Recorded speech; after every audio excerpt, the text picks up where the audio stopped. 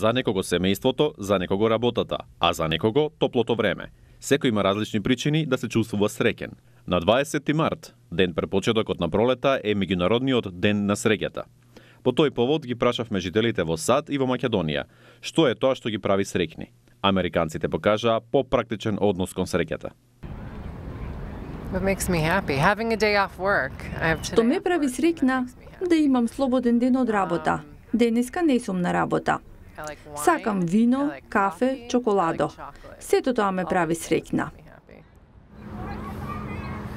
Тоа што се будам секој ден и живеењето секој ден. Friends, family. Пријателите, семејството, доброто време. That I'm alive, that my family is healthy. Тоа дека сум жива, дека моето семејство е здраво, дека се со мене, дека конечно дојде пролет. Сите овие работи ме прават среќна. If I am in peace with myself. Ако сум мирна сама со себе, тоа е среќа. За македонските граѓани, семејството, работата, пријателите се на прво место. Семејство, децата, другарите, животот, секојдневието, лепотата, природата, буквално се. Здравје, успех, љубов, тоа.